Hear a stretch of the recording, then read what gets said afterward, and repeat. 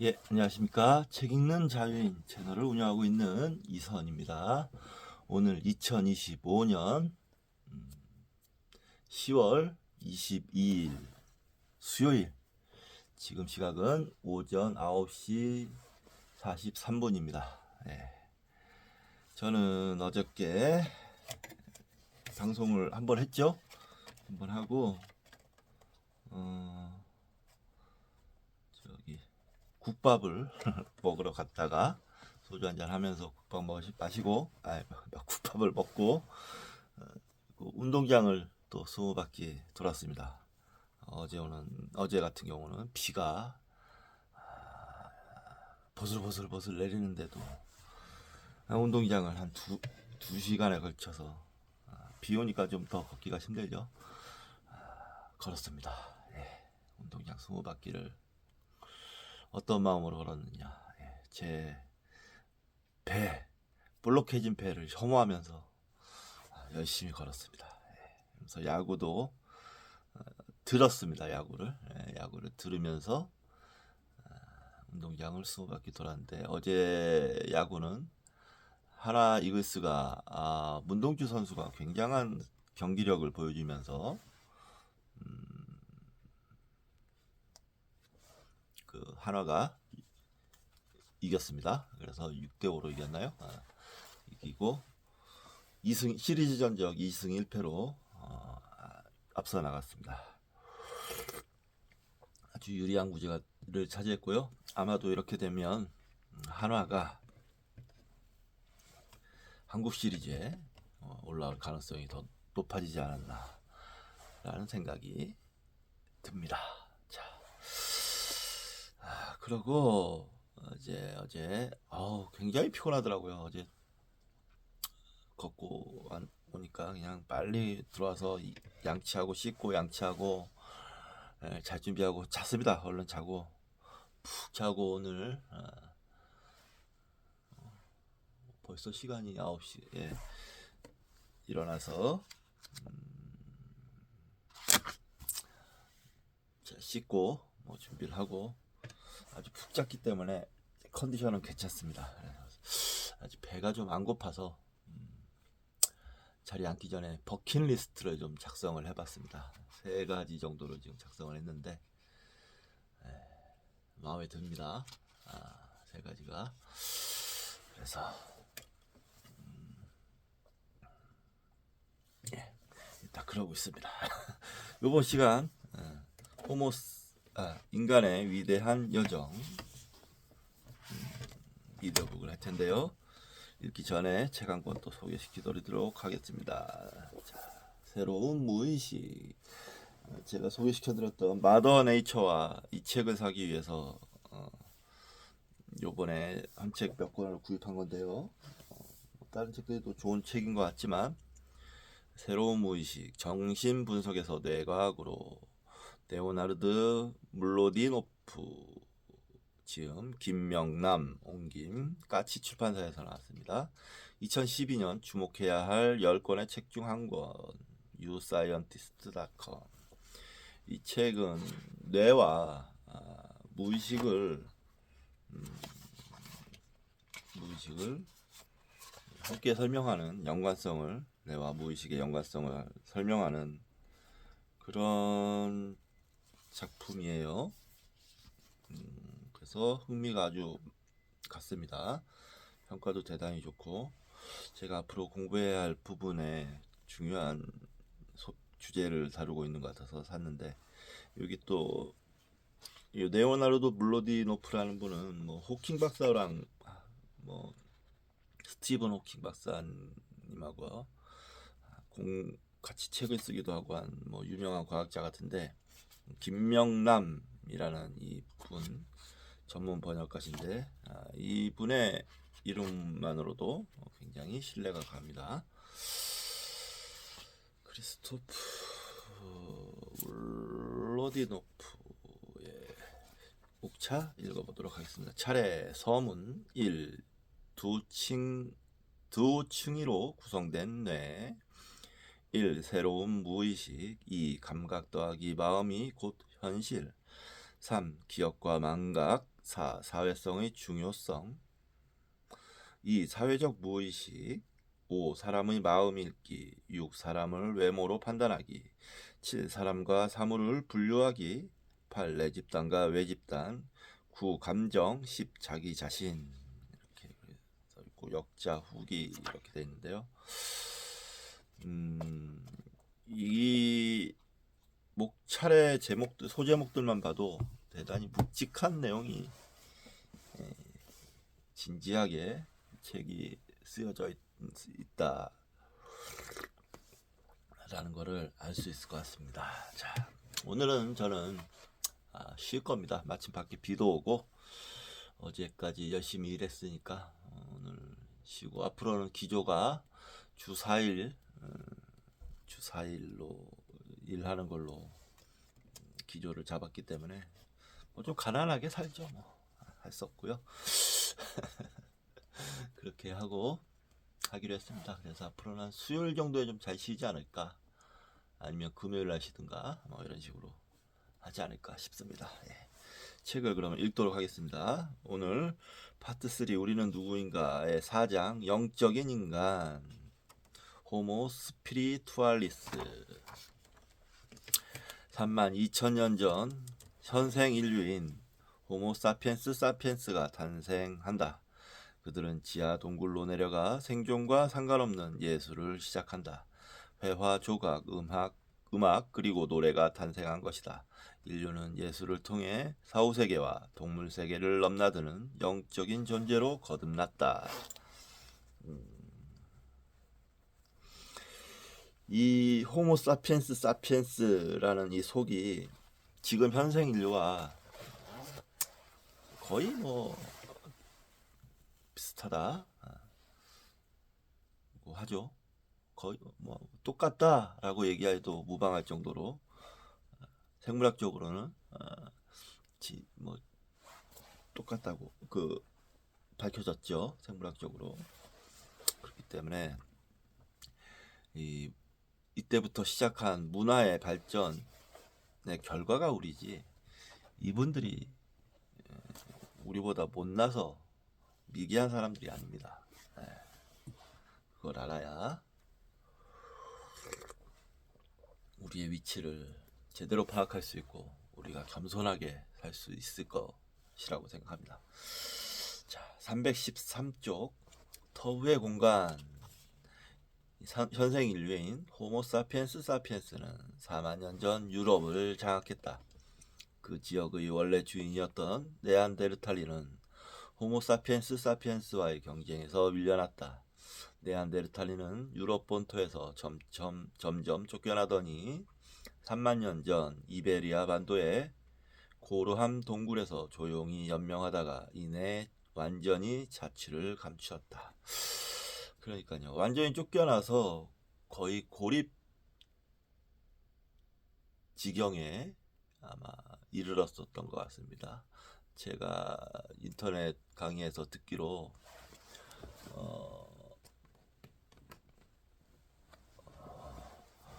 나중에 이제 발견되는 화석에서는 근친 상간의 흔적이 많이 발견된다고 하더라고요. 그래서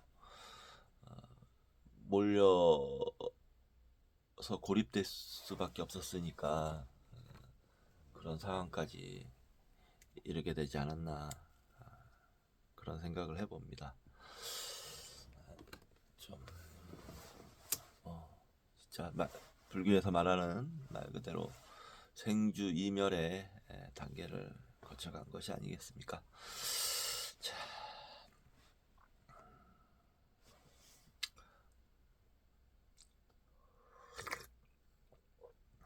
호모 사피엔스 사피엔스가 네안데르탈린을 포함한 다른 유인원들과 구별되는 독자적인 특징은 무엇일까? 현생 인류는 환경과 자연을 관찰해 두 가지 중요한 원칙을 깨달았다. 하나는 변화성이다. 만물은 시간이라는 우주의 거대한 틀 안에서 변화한다. 현생 인류는 만물의 변화를 예측하고 적극적으로 자신을 스스로 변모시켜 최적의 전략을 세웠다. 다른 하나는 규칙성이다. 자연의 변화는 방향 없이 무작위로 일어나는 현상이 아니다. 자연은 규칙적으로 변화한다. 그들은 동식물이 시간의 흐름에 따라 사시사철 다양하게 변화하지만 새해가 되면 다시 원점으로 회귀한다고 생각했다. 만물의 움직임이 탄생과 죽음을 영원히 반복한다고 생각한 것이다. 현생 인류는 변화와 규칙이라는 두 가지 상호 모순적인 원칙을 확인하고 그 안에서 효과적으로 생존하기 위해 문화를 만들었다. 그들은 의례를 통해 끝없이 죽음을 간접적으로 경험했다. 그들은 접근 불가능하며 한 번 가면 돌아올 수 없는 장소를 상상했고 후대 종교에 등장하는 지옥, 저승, 천국, 극락 등의 다양한 개념을 인식하기 시작했다. 사후세계는 터부의 공간이지만 다시 태어나기 위해 간접적으로 통과해야 하는 공간이다. 인류는 오래전부터 이 터부의 공간에 매료됐다. 그 누구도 갈 수 없는 이 공간에 대한 신화는 인간에게 자신만의 정체성을 갖게 했다. 고대 그리스 신화에서는 이 터부의 공간을 그 누구도 찾을 수 없다는 뜻의 미궁으로 불렀다. 이곳은 설령 우여곡절 끝에 발견했다 할지라도 다시 나올 수 없는 공간이다. 고대 그리스 아테네의 탄생은 이 미궁에서 시작됐다.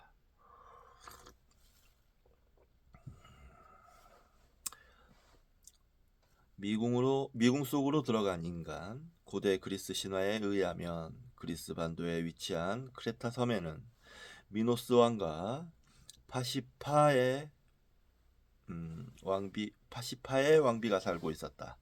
어느 날 바다의 신 포세이돈이 미노스에게 제물로 바칠 황소를 선물한다. 그러나 황소의 아름다움에 탐복한 미노스는 포세이돈과의 약속을 어기고 황소를 그만 숨겨버린다.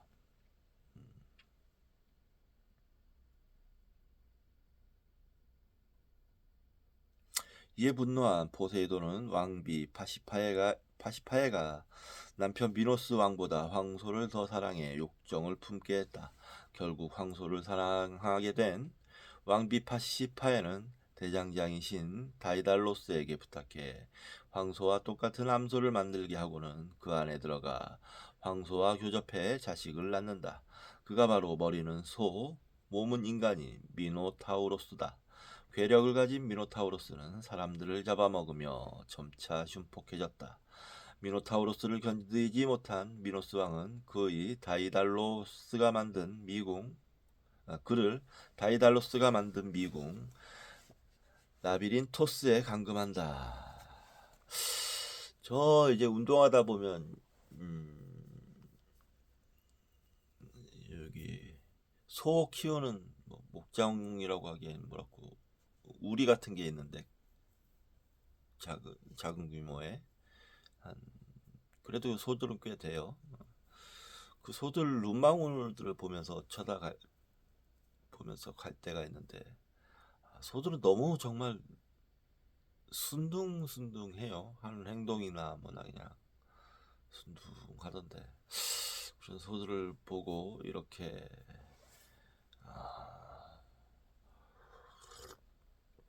난폭하게 그린 건 그들 나름대로의 뭐 사정이 있겠죠.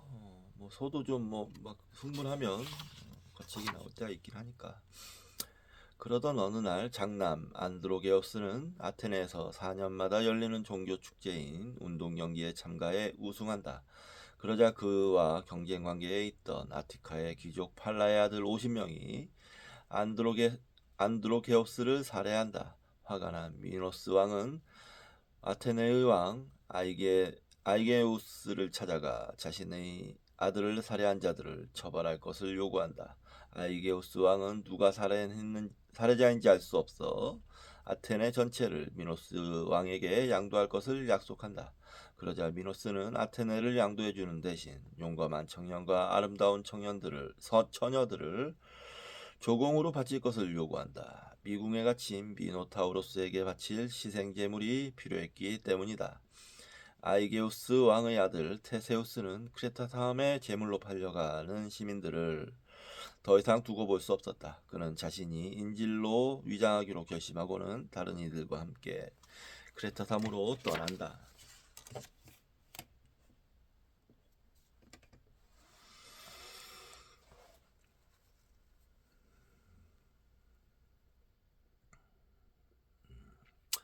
이들이 크레타 섬에 도착했을 때 미노스 왕의 딸 아리아드네는 테네우스를 보고 한눈에 반해버리고 만다. 아리아드네는 테세우스가 미노타우로스를 죽인다 하더라도 한번 들어간 미궁을 빠져나오기 힘들 것이라고 판단했다. 그녀는 미궁의 건축가인 다이달로스의 충고를 받아 테세우스에게 실타래를 건넨다.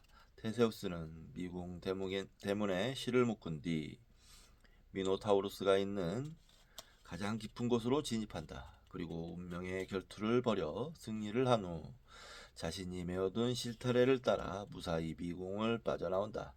아테네로 돌아온 테세우스는 크레타 섬에서 본 미궁 라비린토스를 모방해 아테네라는 도시를 새롭게 건설한다. 그는 아크로폴리스와 그 주위를 요새처럼 구축한 뒤 그 중앙에 신전을 지어 찬란한 그리스 문명을 싹 틔운다. 그리스 신화에서 미궁은 아주 중요한 개념이다. 미궁 라비린토스는 인류 문화의 원초적인 상징을 담고 있다. 그리스어 라비린토스에는 몇 가지 어원이 있는데 그중 하나가 크레타 섬에서 사용되던 언어인 미노아어의 기원설이다. 라비린토스의 주 표시가 있습니다. 라비린토스는 라는 단어가 아나톨리아 가로 열고 지금의 터키 지역 가로 닫고 에서 기원했다고 보는 견해도 있다.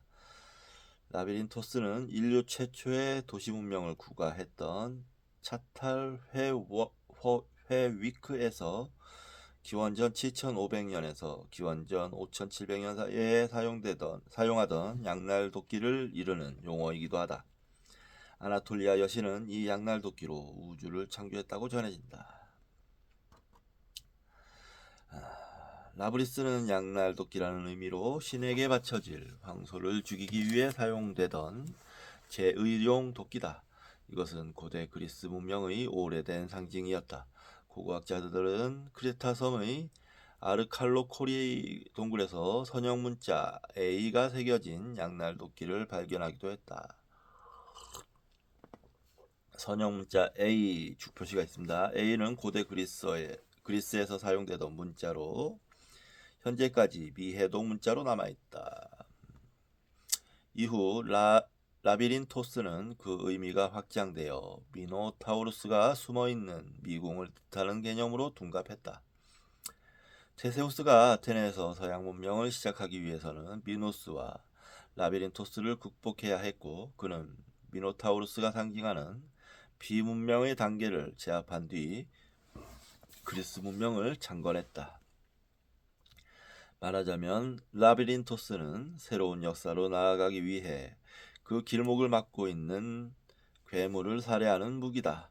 라비린토스를 통해 제거하고 극복해야 할 대상은 괴물만이 아니다. 한번 미궁에 들어가면 빠져나올 수 없을지도 모른다는 두려움과 싸워야 한다. 새로운 문명을 창조하기 위해서는 용기 있게 미궁으로 들어가야 한다. 그리고 두려움을 극복하고 자신이 외면하고 싶었던 괴물과 맞서 싸워야 한다. 이때의 용기는 그 괴물을 제압할 수 있는 내적인 힘이 되어준다. 호모사피엔스 사피엔스는 32,000년 전 프랑스 쇼베 동굴에 최초의 벽화를 남겼다. 그것은 인류가 남긴 최초의 그림이다. 이 동굴의 내부는 마치 미로와 같다. 그리고 그 끝에 미노타우루스 신화의 원초적인 모습이 그대로 담겨 있다. 쇼베 동굴벽에 투영된 그림자. 1994년 12월 18일 크리스마스를 며칠 앞둔 일요일 수많은 동굴을 연구해온 동굴 탐험가 3명이 모였다. 장 마리 쇼베는 두 친구 엘리에트 브루넬과 크리스티앙 일레르와 함께 몇 해 전부터 봐두었던 동굴로 향했다. 그곳은 프랑스 남부 아르데슈 강가 위에 형성된 삼절벽에 있는 조그만 동굴이었다. 쇼베는 며칠 전 이 절벽에서 조그만 구멍으로 바람이 나오는 것을 느꼈다. 그곳은 동굴의 끝부분이었다. 그들은 프랑스에서 하이킹으로 가장 유명한 도로를 바라보고 있는 조그만 동굴에 도착했다. 이 동굴은 벽화로 가득 차 있었다. 메모드, 들소, 양, 그리고 말과 같은 초식동물뿐 아니라 구석기 시대의 다른 동물에서는 찾아볼 수 없던 사자와 표범, 곰, 그리고 하이에나와 같은 육식동물과 코뿔소 그림도 있었다. 또한 진흙처럼 부드러운 동굴 바닥에는 이곳에서 기거했던 곰들의 발자국이 생생하게 남아 있었다. 특히 어린아이의 발자국과 늑대 발자국이 나란히 새겨져 있었는데 아마도 이 늑대는 최초로 사육된 초기 개의 모습일 것이다.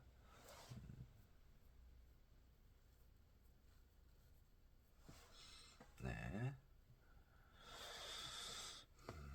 탄소 연대를 측정한 결과 이 벽들은 32,000년 전부터 23,000년 전까지 거의 1만 년 동안 그려진 것으로 밝혀졌다. 그리고 23,000년 전 산사태로 입구가 가로막혀 그동안 발견되지 못한 것으로 추정됐다. 진짜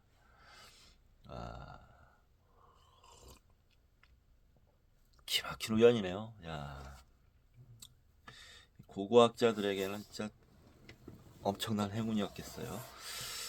1994년 소베에 의해 발견된 이 동굴을 학자들은 쇼베 동굴이라고 부르기로 했다. 쇼베 동굴은 사람들에 의해 발견되기 전까지 거의 진공 상태나 다름없었다. 이곳은 구석기 시대 예술이 그대로 간직된 타임 캡슐이었다. 쇼베 동굴은 하나의 미궁이다. 쇼베와 그의 친구들이 발견한 동굴 입구는 사람 한 명이 겨우 들어갈 정도로 좁았다.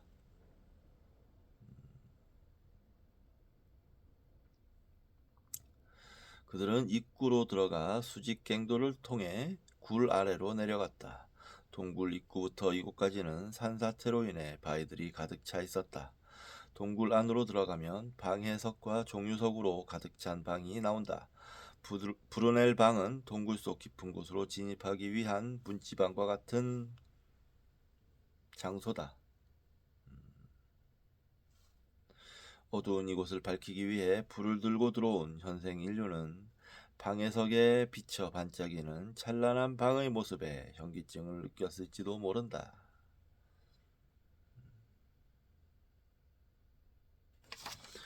동굴벽에는 사람의 형상이 붉은색으로 그려져 있다. 마치 지하 동굴 탐험을 감행하려는 의지자의 그림자가 등불에 투영되어 벽에 나타난 것처럼 보인다. 플라톤은 국가에서 동굴의 비유를 통해 인간이 자기 자신을 발견하는 장소를 동굴이라고 이야기한 바 있다. 고대인들은 등불에 투영된 그림자를 벽에 새겨 넣음으로써 등불을 들고 있는 자신과 등불에 비친 자신의 모습을 구분하기 시작한 것이다. 쇼베 동굴. 각가지 쇼베 동굴에 나오는 그림들을 계속 볼 수가 있는데요. 근데 대단히 퀄리티가 좀 높아 보이는 그림들도 있습니다.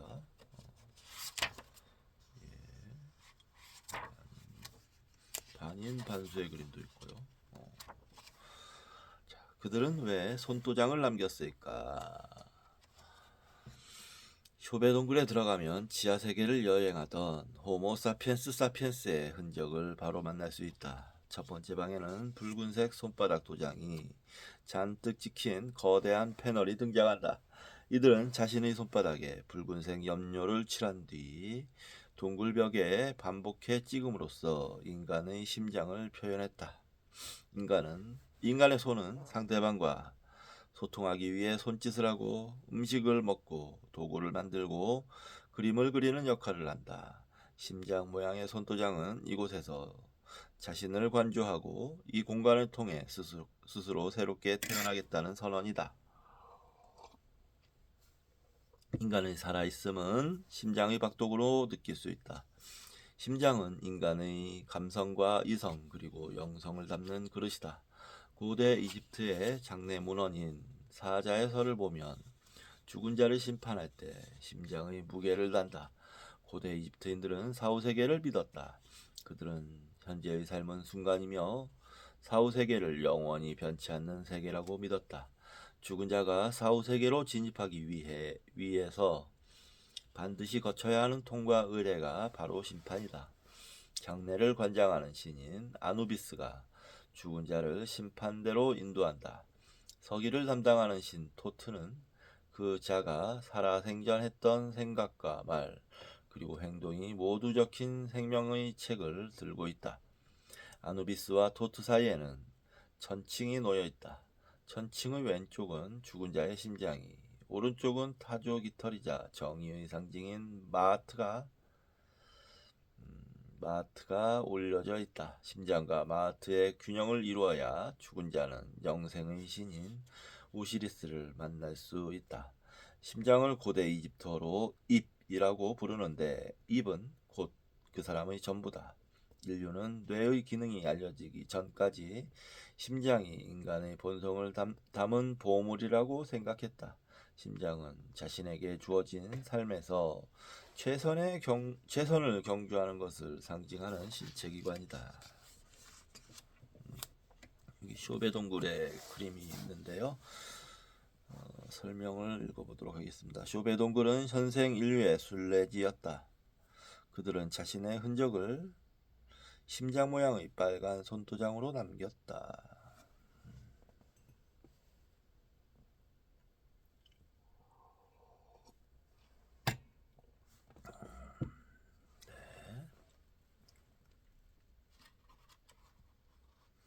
저 멧돼지인 줄 알았는데 심장이라는 거군요. 자, 325쪽 이상향을 꿈꾸다. 푸르넬 방의 오른쪽 하단에는 조그만 연결 통로가 있다. 연결 통로의 입구는 70cm 정도로 매우 좁지만 들어갈수록 점점 넓어진다. 이 벽은 3마리의 붉은 곰이 줄지어 어디론가 가고 있는 그림이 그려져 있다. 또한 푸르넬 방에서 북서쪽으로는 곰들이 뒹굴며 놀던 방이 나온다. 학자들은 이곳이 원래는 호수였을 것이라고 추정한다. 이곳에는 벽화나 조각이 거의 남아있지 않지만 바닥에 곰들이 발톱으로 내놓은 커다란 구덩이와 자국이 남아있다. 이곳을 지나면 점박이 하이에나와 표범이 묘사된 벽도 등장한다. 호모사피엔스 사피엔스가 이 맹수들을 그린 이유는 무엇일까? 영국 미술사학자인 에른스트 곰브리치는 서양 미술사라는 책에서 구석기 시대의 사람들이 동굴 안에 벽화를 그린 이유를 다음과 같이 설명했다. 어떤 이유일까요? 이런 그림들에 대한 가장 가능성 있는 설명은 다음과 같다. 이 벽화 그림들은 그림을 그림으로써 생기는 심에 대한 보편적인 믿음을 표시하는 가장 오래된 유물들이다. 다시 말해 원시 사냥꾼들은 자신들의 사냥감을 그림으로써 실제 동물들이 자신들의 힘에 굴복할 것이라고 생각했다. 곰브르치는 당시 사람들이 맹수를 전복하기 위해 주술적 의미를 담아 동굴 벽화를 그렸을 것이라고 주장한다. 과연 그럴까? 그의 해석은 다윈의 약육강식과 적자 이론의 세례를 받은 자들과 다를 바 없다. 그러니까요, 뭔가 좀 어설픈 느낌이 드는데요.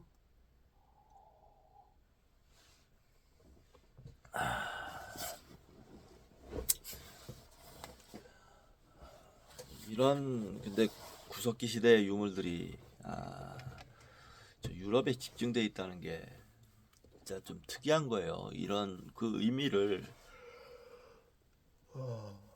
세계사적으로 좀 곱씹어봐야 할 필요도 있다고 저는 생각합니다. 서양 미술사의 일장 제목은 이상한 시작이다. 그는 예술의 기원을 알지 못해 이상하다고 서술하고 예술의 시작을 더 많은 동물을 살해하게 해달라는 바람 정도로 설명했다. 그들의 예술이 정말 그런 하찮은 이유로 시작된 것일까? 동굴에 그려진 점박이, 하이에나와 표범 그리고 곰들은 인류의 사냥감이라기보다 관찰 대상이었다. 이 동물들은 공격 자세가 아니라 오히려 서로를 감싸는 모습으로 표현되어 있으며 코뿔소 3마리가 함께 유유자적 걷는 그림도 있다. 호모사피엔스 사피엔스는 이 사나운 짐승들과 함께 어울려 평화롭게 사는 이상향을 그렸다. 또한 이곳에는 브루넬방에서 본 손도장과는 다른 방식으로 표현된 손바닥 그림이 있다. 손에 벽을 댄 상태에서 입에 머금은 물감을 손을 향해 뿜으면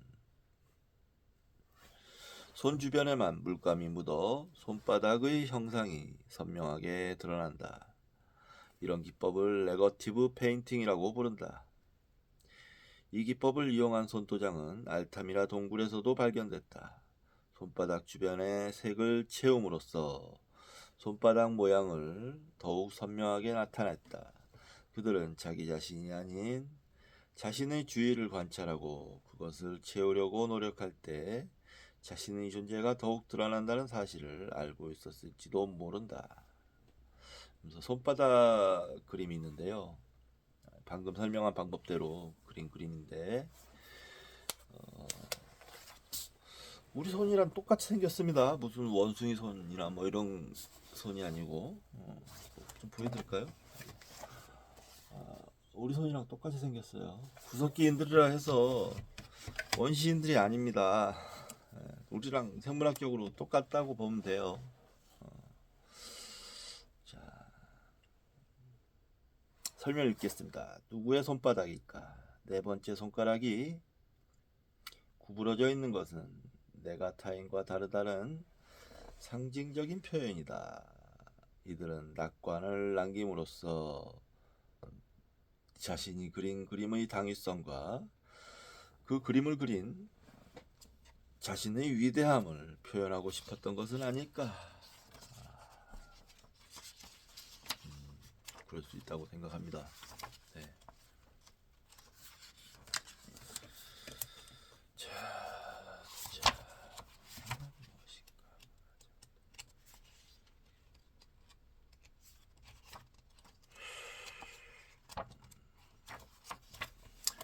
다 하고 쉬는 게 낫겠네요. 네.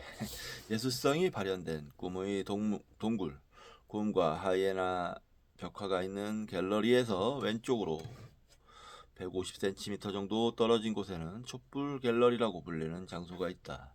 이곳은 낮은 통로라 조각이나 벽화는 없지만 벽화를 그리기 위해 가지고 들어온 횃불과 불을 지폈던 목탄 흔적이 곳곳에 남아있다. 이곳을 지나면 또 다른 거대한 벽화가 등장한다. 이 방은 일레르 방이라 불리는데 지름이 30m, 높이가 17m나 된다. 일레르 방 벽화의 특징은 손톱이나 나무 등 뾰족한 도구를 사용해 벽을 긁어 생겼다는 것이다. 말의 머리와 목선 그리고 몸체와 꼬리를 거침없는 한 획으로 그어 표현했으며 말의 갈기는 지문으로 벽을 문질러 명암과 입체감을 나타냈다. 일레르방의 새긴 벽화는 미켈란젤로와 같은 위대한 예술가의 작품에 견줄 만큼 훌륭하다. 일레르방에서 가장 뚜렷하게 표현되어 있는 동물은 커다란 말과 그 뒤를 따르는 2마리의 매머드다. 이들은 동굴 안쪽을 향해 걸어가는 모습을 하고 있다. 또한 이 방에는 신비한 동그라미 기호와 부엉이 말이 새겨져 있는데 단순한 선으로 동물의 디테일을 잘 표현해낸 점이 돋보인다. 일레르방의 벽화 패널 왼편에는 코뿔소, 오록스 그리고 말이 그려져 있다. 오록스는 오늘날 우리가 사육하는 소의 조상으로 유럽, 아시아, 북아프리카에 서식하던 야생 들소다. 어깨까지의 높이가 2m, 몸무게는 1톤에 달하며 17세기까지 유럽 지역에서 생존했다. 당시 호모 사피엔스 사피엔스들이 가장 잡기 힘든 동물이 바로 오록스였다. 오록스는 인간에게 사자나 곰보다 훨씬 위협적인 존재였지만 인간이 늑대를 사육하기 시작하면서 늑대를 이용해 오록스를 사냥했다. 오록스 뒤에는 각각 다르게 표현된 4마리의 말이 있다. 그중 눈길을 끄는 말은 맨 밑에 있는 말이다. 다른 말들과 달리 머리 전체가 검은색으로 칠해져 있으며 눈 주위만 색을 칠하지 않아 오히려 눈이 선명하게 보인다. 이 말은 다른 말들의 뒤를 쫓느라 힘이 드는지 숨을 몰아쉬듯 입을 벌리고 있다. 말의 가쁜 숨소리가 들리는 것만 같다. 일레르방에서 왼쪽으로 가면 곰의 해골이 있는 방이 나온다. 쇼베 동굴 안에서만 190마리의 동굴곰 해골이 발견되었는데 특히 이 방에는 많은 수의 곰의 뼈가 흩어져 있다. 이 방의 중앙에는 특별하게 장식된 돌이 있는데 천장에서 떨어진 커다란 돌의 모서리 부분에 동굴곰 해골이 정성스럽게 놓여 있어서 호모 사피엔스의 재단이었을 것으로 추정된다.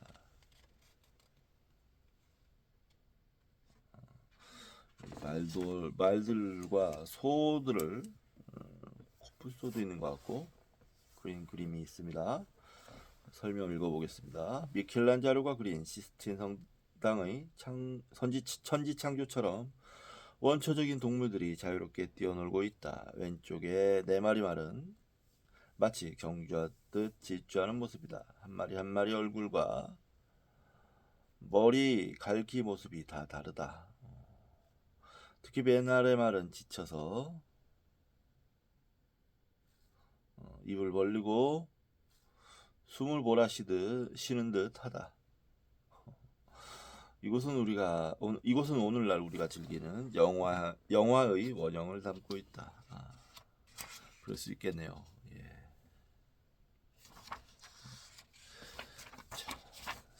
삶과 죽음의 경계를 허물다. 일레르방 오른편에는 지금은 멸종되었지만 당시 가장 거대한 뿔을 가졌던 메갈로케로스가 역동적으로 질주하는 모습이 그려져 있다. 사자들이 들소를 잡기 위해 달려가고 있는 듯한 모습도 같이 묘사되어 있다.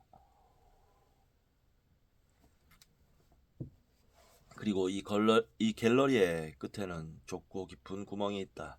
쇼베 동굴의 끝이자 미궁의 끝이다. 동굴에서 가장 은밀하고도 깊은 이곳에는 또 다른 놀라운 벽화가 있다. 원뿔 모양의 바위에는 쇼베 동굴에서 발견된 모든 그림과 새긴 벽화의 핵심이 담겨 있다. 이 바위에는 상체는 들소이지만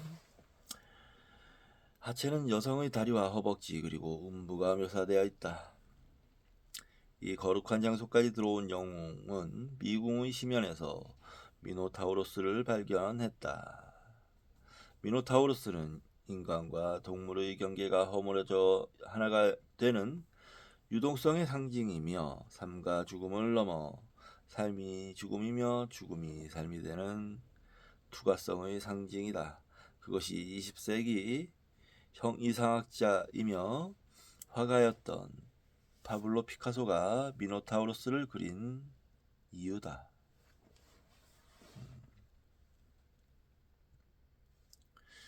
여기 쇼베 그림이 하나 있는데요. 여기 쇼베 동굴의 가장 깊은 곳에 반인반수의 그림이 그려져 있다. 피카소가 그린 미노타우로스의 원형이다. 현생 인류는 동물을 사냥의 대상이 아닌 공존의 대상으로 여기고 동물과 신비한 합의를 꿈꿨다. 제가 보기엔 북극곰 같이 생겼어요. 들소2 그리고 미노타우로스는 스페인 사람이었던 피카소 자신을 상징하는 동물이었다. 그가 그린 동물은 야생성을 지녔으며 강력한 생명력과 엄청난 힘 그리고 자신감이 충만하고 용맹함으로 무장한 동물이었다. 호모 사피엔스는 이 지하세계에 자발적이면서도 정기적으로 찾아왔을 것이다.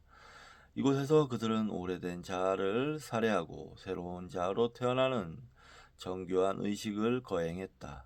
쇼베 동굴은 동물을 포함한 자연과 인간이 하나가 되고 죽음조차 초월하는 영웅으로 탄생하는 수련의 장소였다. 이제 영적인 인간으로 거듭난 인류는 앞으로 펼쳐질 찬란한 문명을 맞이할 준비가 되어 있었다. 예, 아침에 약간 좀 멍멍한 상태에서 그런지 살짝 졸음이 오기도 하고 그렇습니다. 그래서 잠시 쉬었다가 서서 좀 책을 읽어야겠어요. 잠시 쉬었다가 서서 읽도록 하겠습니다. 서서 읽고 나서 밥을 좀 먹고 오늘 일과를 나가도록 하겠습니다. 쉬었다 하겠습니다.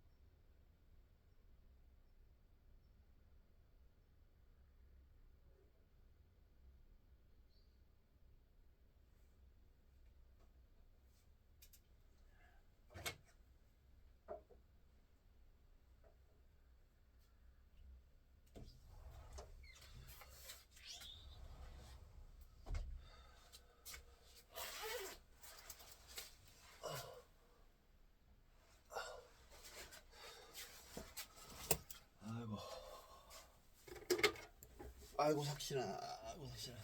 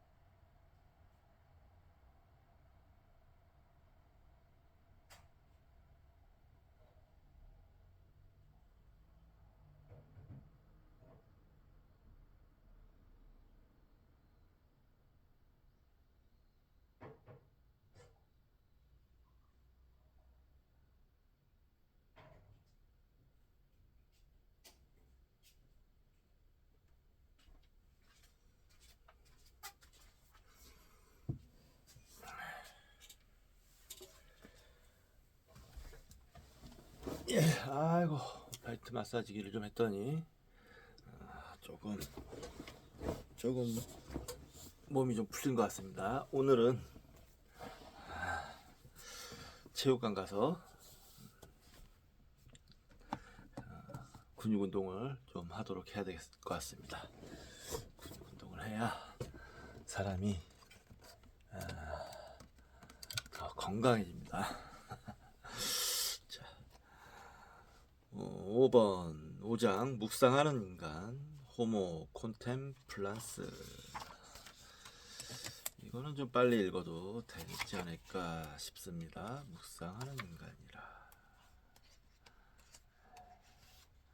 좀 빨리 읽어 나가도록 하겠습니다. 인간은 생존을 위해 동물을 사냥하면서도 죽어가는 동물의 고통을 같이 공감했다. 현생 인류는 이제 자연과 생명의 순환을 인지하고 자신의 삶과 죽음에 대해 묵상하기 시작했다. 문화란 무엇인가? 337쪽 문화란 무엇인가? 프랑스는 216년 12월 10일 자신들의 문화적인 정체성이자 인류 창의성의 발현지라고 자부하는 라스코 동굴 4를 개관했다. 라스코 동굴은 20세기 가장 중요한 고고학적 발견들 중 하나다. 라스코 동굴이 맨 처음 공개된 것은 1948년이었다. 당시 매일 1200명 정도가 방문했는데 이들이 내뿜는 이산화탄소, 습기, 열 때문에 벽화에 곰팡이가 피기 시작했다. 프랑스 정부는 1963년에 동굴을 폐쇄하고 원래 상태로 재현하는 작업을 시작했다. 프랑스는 1983년 라스코 동굴 2를 원래 장소에서 200m 떨어진 곳에 건축해 벽화 중 90%를 재현했다. 그러나 이곳을 방문하는 관광객들의 움직임 역시 원래 동굴에 영향을 미친다는 결론을 내렸다. 라스코 동굴 3는 외부 전시를 위해 특별히 제작된 벽화들이다. 라스코 동굴 3는 2016년 한불수교 130주년을 맞이해 경기도 광명시에 전시되기도 했다. 라스코 동굴 4는 노르웨이 건축회사인 스노헤타가 맡아 완성했다. 당시 프랑스 대통령이었던 프랑스와 올랑드는 라스코 동굴 4에 재현된 벽화들을 보고 이것은 벽화 복사가 아니라 예술 그 자체다 라고 극찬했다. 프랑스에는 147개의 동굴이 있고 그중 15개가 유네스코 세계문화유산으로 지정되었지만 벽화의 색감, 크기, 질, 그리고 종류에 있어서 라스코 동굴을 능가하는 것은 없다.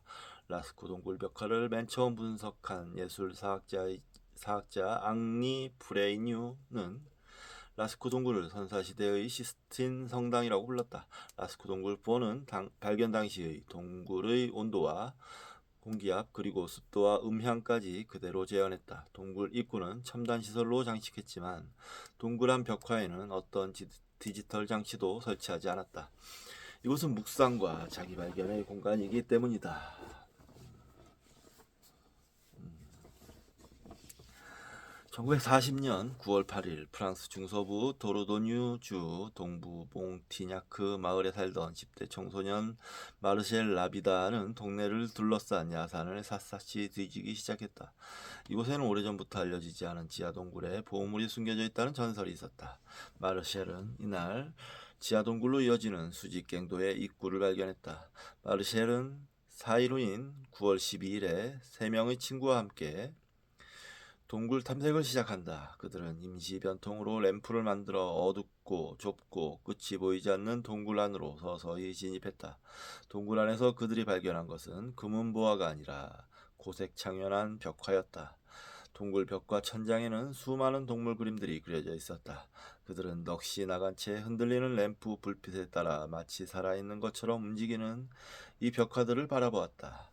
소년들은 다음날 동굴 더 깊은 곳으로 진입했다. 이것이 바로 라스코 동굴이다. 라스코 동굴의 갤러리와 통로는 전체가 240m나 된다. 이곳에 남아있는 1000여 개의 이미지 중 900여 개가 동물 그림이며 나머지는 여러 가지 형태의 기하학적 모양들이다. 벽화 중에는 말 그림이 가장 많고 들소인 오록수와 야생염소 그리고 암사자 그림도 발견됐다. 이렇게 많은 이미지가 현재까지 남아있었던 이유는 15,000년 전에 운 좋게도 동굴 입구가 산사태로 막혔기 때문이다. 라스코 동굴의 상징 언어.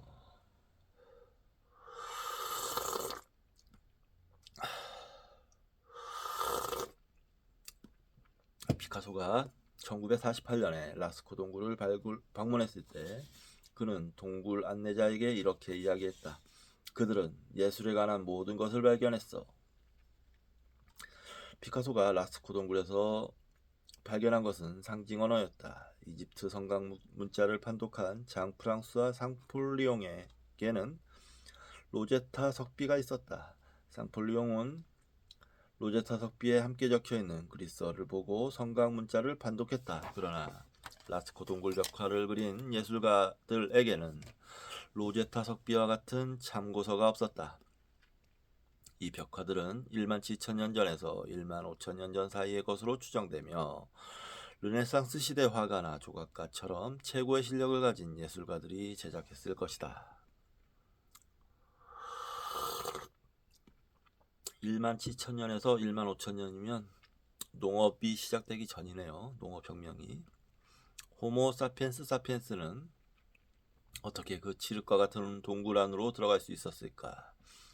고고학자들은 동굴 안에서 등불 유적을 발견했다. 사암으로 만든 등불에는 현생 인류가 추운 겨울이나 밤에 불을 지피기 위해 사용한 것과 같은 동물 기름의 흔적이 있었다. 그들은 이 동물 기름을 등불의 연료로 사용해 깊은 동굴 안으로 들어갔다. 그들은 동굴 벽 높은 곳에 그림을 그리기 위해 사다리를 만들었고 광물에서 축출한 색소를 이용해 자신이 표현하고자 하는 색깔의 그림을 그렸다. 그들은 붉은색과 노란색 그리고 검정색을 가장 많이 사용했다. 주표시가 있습니다. 붉은색은 적철석과 붉은 진흙이나 황토색 진흙인 오커와 섞어 만들었다. 노란색은 철, 옥시, 수사물을, 검은색은 석탄이나 망간산화물을 사용해 만들었다.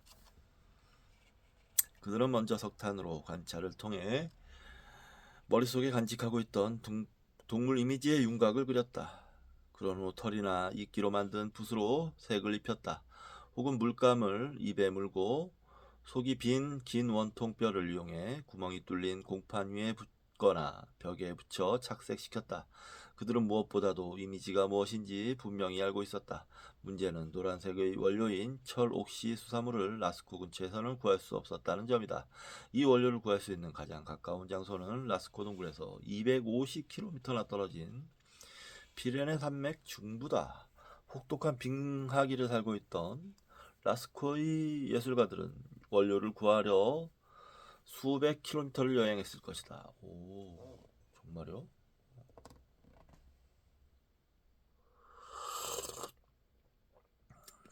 호모 사피엔스 사피엔스는 주로 동굴에서 살았다. 그런데 라스코 동굴에는 사람이 생활한 흔적이 없었다.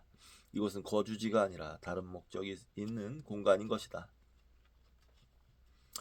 동굴 벽에 찍힌 손도장이 남녀노소, 어린아이까지 있는 것으로 보아 그들은 이곳에서 공동 의례를 올린 것으로 추정된다.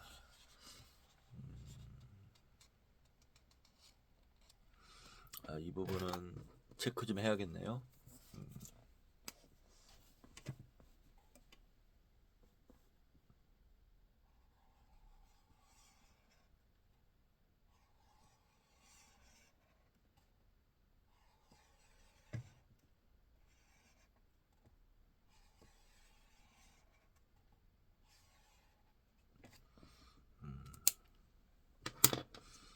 라스코 동굴.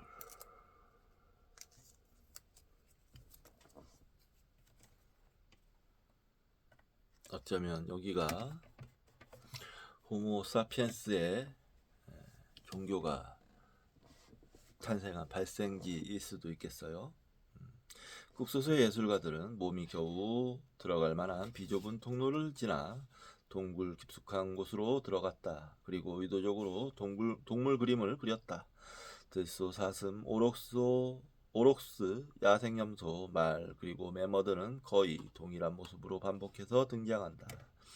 그들에게 있어 동물을 그리는 행위는 자신들과 함께 공생하는, 때로는 생존을 위해 이들을 살해해야만 하는 자연의 순환에 대한 묵상이었다. 대단한 그림입니다. 와.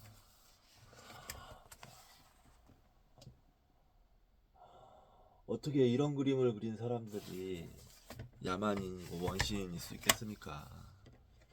대단합니다. 특이해요. 진짜 확실히 유럽 지역에 이런 작품들이 몰려있다는 게 주목할 만합니다. 라스코 동굴은 구석기 시대의 시스틴 성당이라고 불린다. 현생 인류는 자신들을 동물 세계의 일원으로 생각했다. 그들에게 동물은 땅을 같이 공유하고 살아야 하는 동반자였다. 이곳에 그들이 남긴 수많은 동물 그림은 자신들이 동물과 공생하는 존재임을 인식했다는 표현이다. 예. 아주 수긍이 가는 좋은 설명입니다. 예. 단지 인간만 살아가는 뭐 이런 게 아닌 어울려서 살아간다. 물론 잡아먹고 먹히는 약육 경쟁의 환경이지만 그럼에도 더불어 살아간다라는 인식은 확실히 있었던 것 같습니다. 대단하네요.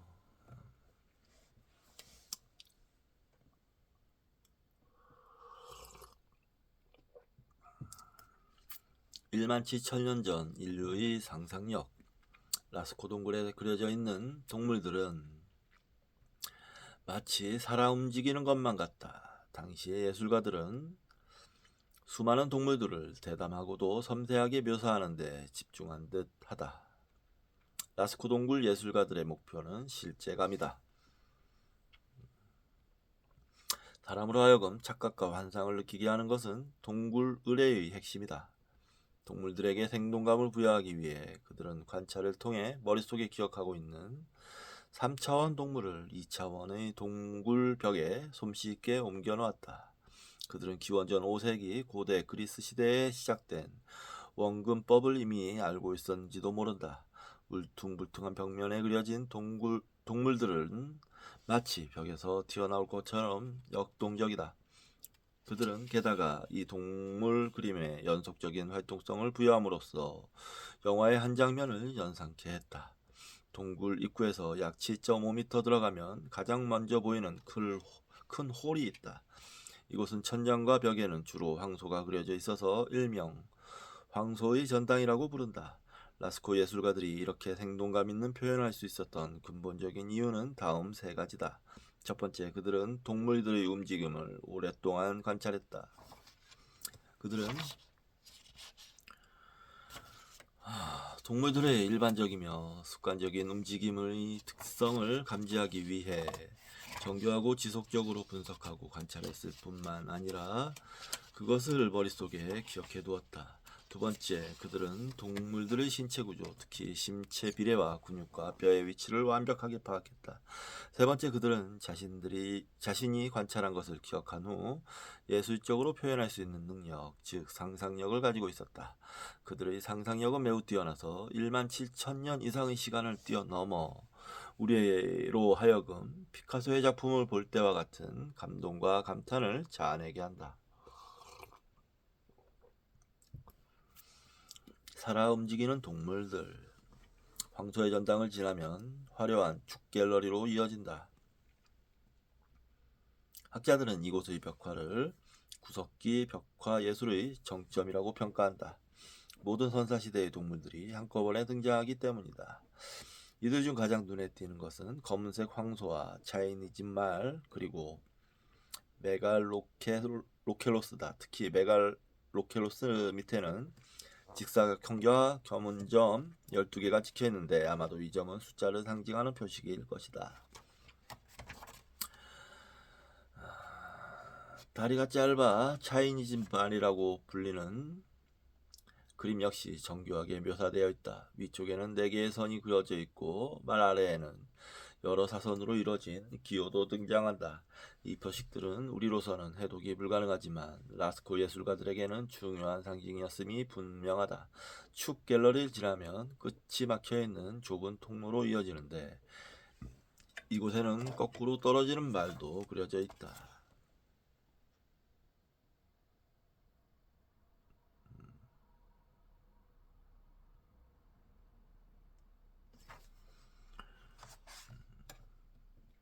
동굴 중앙의 통로라 불리는 긴 복도에는 380개가 넘는 이미지가 있다.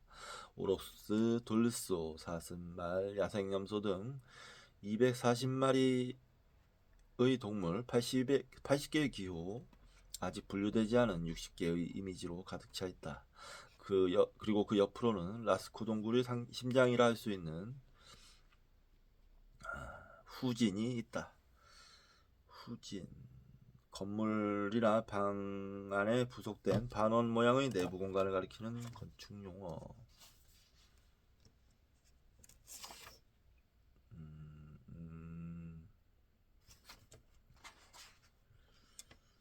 후진은 동굴 내의 은밀한 공간으로 의뢰를 행하던 중요한 공간이다. 이곳에는 벽화뿐만 아니라 의뢰와 관련된 유물들도 발견되었으며 사슴을 비롯한 500마리의 동물, 600개의 기하학적 모형들도 장식되어 있다. 라스코 동굴 예술 작품 중 절반이 이곳에 묘사되어 있다. 그림을 좀 보여드리겠습니다. 대단합니다. 이렇게 아름다운 그림들을 왼쪽이 차이니즈 말이라고 불리는 말인 것 같고요. 설명을 좀 읽어드릴게요. 왼쪽 그림 먼저. 양뿔이 하늘로 치솟은 메갈로케로스.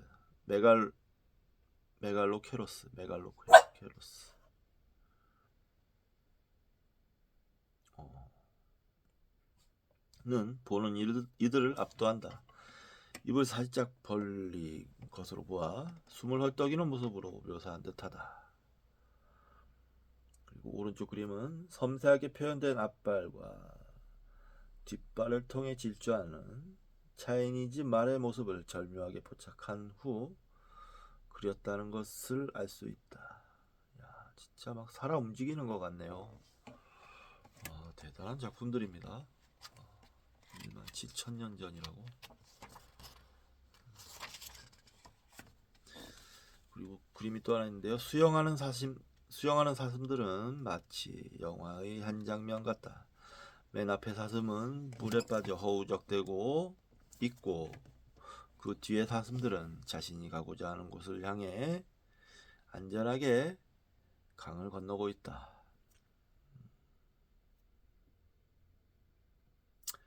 자, 신랑이라 불리는 공간의 양쪽 벽에는 신랑, 더 네이브라고 되어 있는데 주표시가 있습니다. 건물 내 중앙에 위치한 긴 복도. 신랑이란 용어는 주로 그리스도교 성당 건축에서 사용된다. 신랑이라 불리는 공간의 양쪽 벽에는 검은 황소들, 교차하는 2마리의 들소, 수영하는 6마리의 사슴이 새겨져 있다. 이 작품들은 라스코 동굴 벽화 중 가장 아름답다고 평가받는다. 신랑의 벽은 부드러워서 대부분은 새긴 벽화로 되어 있다. 신랑을 지나 더 깊숙한 곳으로 들어가면 우윳빛 석순으로 가득한 길이 자연 상태로 보존되어 있다. 이 길은 석회암이 흘러 생긴 갤러리라 부르는데 이곳에서는 특정 이미지나 기호가 발견되지 않았다. 이곳을 지나 좁은 입구를 따라 들어가면 암사자와 사자가 그려져 있는 암사자의 방으로 이어진다.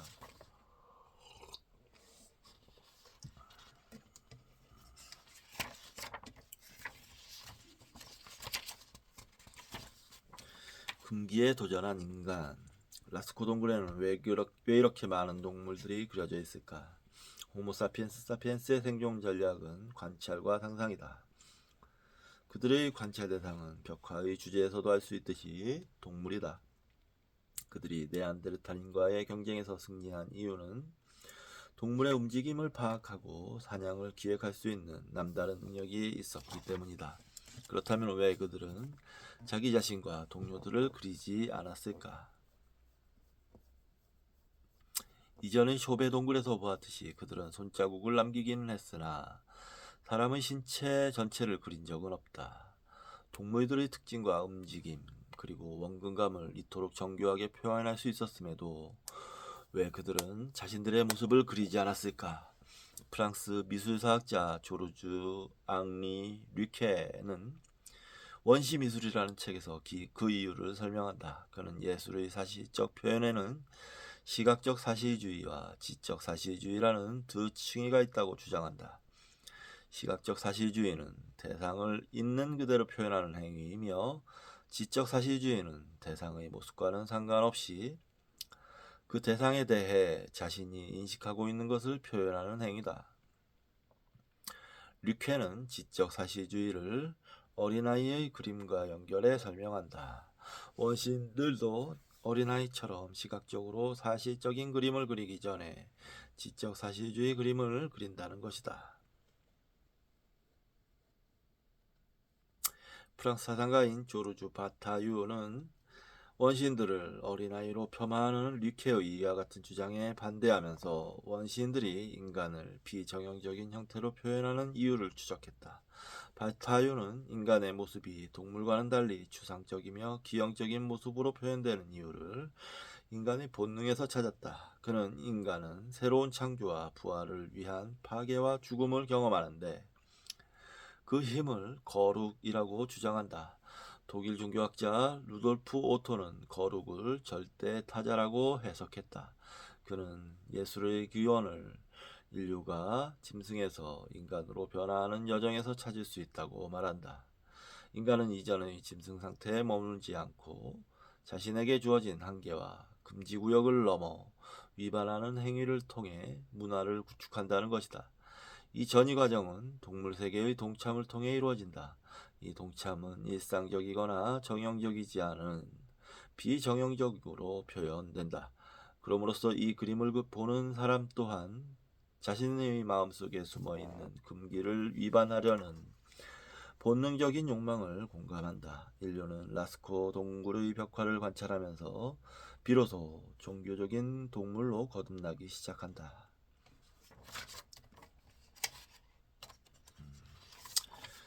그들의 생존 전략, 묵상과 관조. 라스코 동굴은 사고장면이라 불리는 아주 특별한 벽화도 있다. 앞에서 살펴본 후진이라는 곳에서 6m 정도 수직 갱도를 따라 지하로 내려가면 메모도와 싸우고 있는 사람의 모습이 그려져 있다.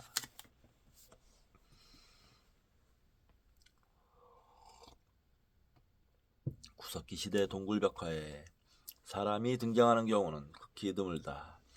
이곳에는 동물 4마리와 기호 3개뿐 다른 곳에 비해 그림도 많지 않은 편이라 아직도 이 벽화에 대한 학자들의 해석이 분분하다.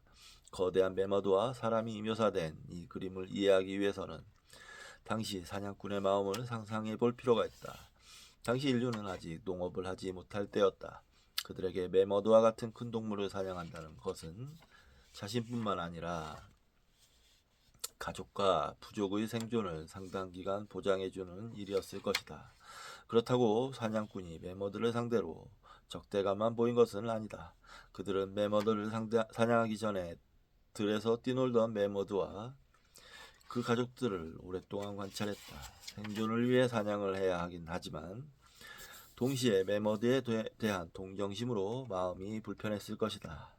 최근 인류학자들은 아직도 원시적인 사냥을 하는 부족들은 자신의 가족이자 심지어 자신들을 지켜주는 보호자라고 여기는 동물을 사냥해야 하는 운명에 상당히 고통을 느낀다고 말한다.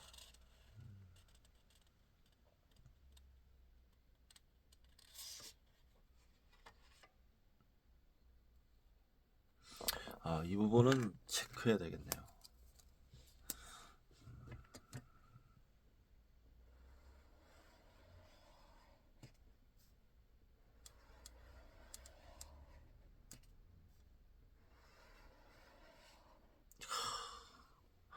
뭔가 울림이 있습니다. 예. 최근 인류학자들은 아직도 원시적인 사냥을 하는 부족들은 자신의 가족이자 심지어 자신들을 지켜주는 보호자라고 여기는 동물을 사냥해야 하는 운명에 상당히 고통을 느낀다고 말한다. 아프리카 칼라리 사막에 거주하는 부시맨들은 사슴과 같은 동물들이 남긴 발자국을 추적한 후 독을 바른 화살을 쏜다. 독화살을 맞은 사슴은 서서히 죽어간다. 그들은 동물과의 불가분의 유대감을 표시하기 위해 죽어가는 사슴을 붙잡고 함께 울면서 죽음이 가져다주는 극도의 고통에 상징적으로 동참한다. 어떤 부족들은 동물의 가죽을 입거나 동물의 피나 배설물을 천막에 바름으로써 의례적으로 그 동물이 왔던 지하세계로 가는 길을 함께 준비한다. 그들은 자신들이 사냥하는 동물들을 적대시하지 않았다. 오히려 그 동물이 지닌 위험과 용맹성을 흠모했을지도 모른다. 그러면서 자신의 생존을 위해 그 대상을 죽여야만 하는 행위를 부끄럽게 생각했을지도 모른다. 그들은 자신들의 사냥감이 될 동물을 위해 그들에게 미리 용서를 비는 의례를 행했다.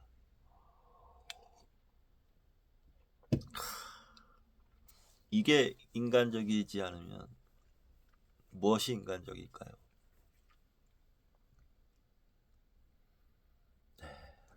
울림이 있습니다. 사고 장면을 그린 예술가는 당시 최고의 사냥꾼이었을 것이다.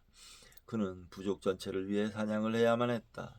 그가 바타유가 말하는 동물 살해라는 금기행위를 통해 생명살해라는 반칙을 저지르기로 한다. 뒷장의 그림은 사냥꾼이 사냥을 나가기 전에 자연과 생명의 순환선상에서 자신의 행위를 관조하려는 시도다. 혹은 사냥 후에 자신의 행위를 반성하는 의례의 표현일 수도 있다. 매머드에 비해 몸집이 훨씬 빈약한 사냥꾼은 문명에 이긴 무기와 이성을 사용해 매머드를 제압한다.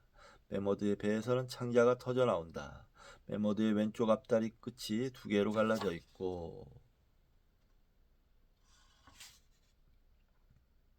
뒷다리는 몸에 비해 너무 가늘어서 거대한 몸집을 지탱하지 못하고 흔들리는 듯 보인다. 특이한 점은 사냥꾼이 새 모양의 가면을 쓰고 있다는 것이다. 가면을 쓴다는 것은 나라는 존재를 잊고 다른 사람이 되어보고자 하는 마음의 표현이다. 혹은 사냥꾼 자신이 죽어가는 매머드를 두 눈으로 참아볼 수 없어서 가면을 착용한 것으로 해석할 수도 있다. 바타유의 용어를 빌리면 사냥꾼의 모습은 비정형이며 기형이다. 우선 두 다리의 길이가 다르다. 오른쪽 다리는 길고 왼쪽 다리는 짧다. 매머드처럼 사냥꾼의 몸도 해체되고 있는 것이다. 사냥꾼이 실제로 매머드 앞에 누워 있는 것은 아니다. 사냥꾼은 매머드가 죽어갈 때 자신도 함께 영적으로 죽어간다는 연대감을 표시하기 위해 자신의 모습을 그려 넣었을 것이다. 그는 자신이 유지하던 정상적인 상태에서 이탈해 비정상적인 상태, 즉 황홀경으로 진입하고 있다. 사냥꾼의 비정형성은 양팔의 모양과 길이가 살짝 다르다는 부분에서 확인할 수 있다. 손가락은 4개씩 있고 오른팔은 왼팔에 비해 굽어 있으며 왼팔은 뒤틀린 자세로 거의 목에 붙어 있다.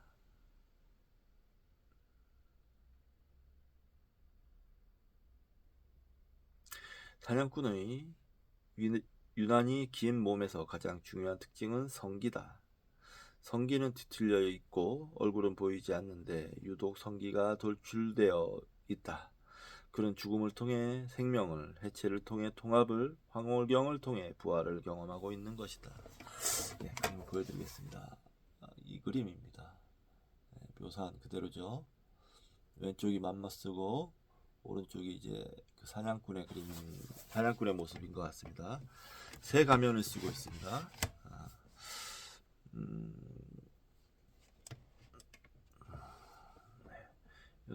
그림 설명 읽어보겠습니다. 메머드 복부에서 내장이 흘러나온다.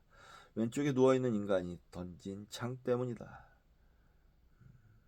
사냥꾼의 두 발과 양팔의 길이가 제각각인 것으로 보아 그는 엑스타시를 경험하고 있다.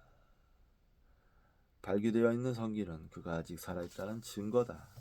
사냥꾼 아래에는 새 모양의 솥대가 있고 사냥꾼도 새 가면을 쓰고 있다. 그는 왜 가면을 쓰고 있는 걸까? 라스코 동굴 벽화는 인간의 관찰력과 상상력, 표현력이 결합된 경이로운 작품이다. 인간은 자연과 우주를 정교하게 관찰한 후 사실적으로 표현했고 거기에 상상력을 동원해 생동감 있는 표현까지 더했다. 라스코 동굴은 호모 사피엔스 사피엔스들의 예배당이었다. 메머드와 인간을 그린 후지는 그들의 지성소였다. 그들은 이 지성소에서 사냥을 통해 생존해야 하는 자신들의 운명을 깊이 묵상했다. 죽어가는 메머드의 고통을 함께 나누었고 타인의 아픔을 자신의 아픔이라고 여겼다. 이 마음이 바로 이 탓입니다. 라스코 동굴 벽화는 현생 인류가 단순히 살해하는 인간을 넘어 묵상하는 인간이었음을 알려주는 증거다. 동물성에서 좀 벗어나는 있었다는 거죠. 구석기 시대에 이미 단지 동물이라는 단지 동물 야생성이라고 해야 되겠네요. 야생성에서 인류의 역사는 성찰과 묵상을 통해 자기 안의 이타심을 발견하고 그 소중한 마음을 지키고자 노력해온 여정이다. 그리고 그 노력이 결국 오늘날 우리를 만들었다. 네, 내용이 아주 좋았습니다. 와닿는 게 있네요.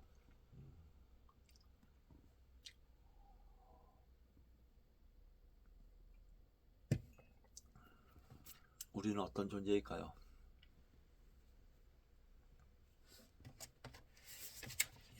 저절로 이런 질문이 드는 내용이었습니다. 자, 이번 시간은 여기서 마치고요. 다음 시간에 뵙도록 하겠습니다.